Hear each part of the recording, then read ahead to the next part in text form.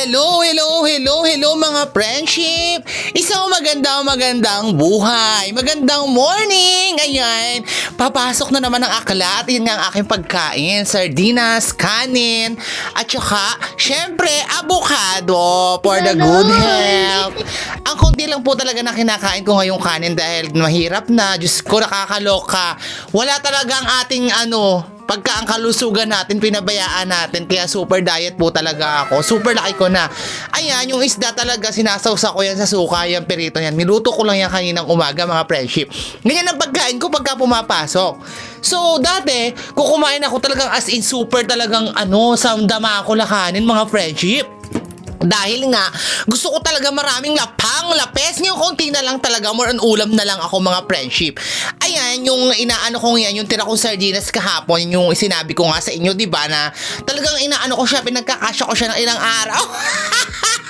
Uy, patisyo din naman, di ba? Sinasabi ko naman sa inyo, yaman-yamanan na lola nyo. At saka hindi na nga yung ganito kalamig sa Japan. Tapos, na nga, inaano ko na yung aking bike. Ire-ready ko na ang aking Mercedes Benz with my on.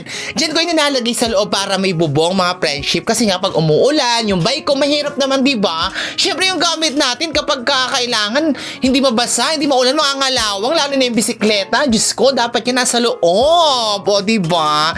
Kahit medyo mahirap at nakakaharang sa daan. Ay, nako, pasensya na talaga sa mga kasamahan ko. Ayoko talaga nung aking gamit ay mga ngalawang. At napakahirap, napakamahal magpagawa dito ng bisikleta. Sa totoo lang, nung napalat nga yung bike ko, 1.5 yen. Diyos ko, nakakaloka yung binayaran ko. Ganyan ako bago pumasok. Diyos ko po, napakaraming Emerson, Ermengarde at Emeline Chandelin Porte. Ang inyong friendship. Habang iniintay ko nga si Shara, ayan, aking papark muna yung aming bisikleta. At nag-ikot ako sa likuran, mga friendship. Yan, inaano ko yan. Nakala mo, tatakbo, wala naman kasi akong taga-video. Ang fresh yan. Ayan, pumunta ako sa may harapan. Binidyo ko kasi sobrang kulimlim ngayon ng panahon. Sobrang dilim. Hindi ko alam kung ano lalabas sa kalangitan. Kung may maligno ba? Kung ano man yan. Kung ano man inkanto. O laman lupa. O laman langit na lalabas diyan. Ayan nga, si best friend Emery. Niloloko a Kenki. Sabi sa akin ako daw ay super vlogger. Ay sabi ko, wala pa naman ako masyado support. Ewan ko ba? Ayaw niyo pa ako i-follow? Ayan yung aking mga baor na may 2 pizza. O, diba? From Co is Co. Japan. Ayan na nga, bumaba na nga si Shara. Inihintay ko siya kasi sabay ko siyang pumasok. Siya lang ang kasabay ko laging pumasok. 2 lang kami. O, diba? Mga friendship. Nakabike talaga dito pag pumapasok. So, ipapakita ko sa inyo kung saan kami dumadaan araw-araw. At ayan na nga, umalis na nga ang 2 akla.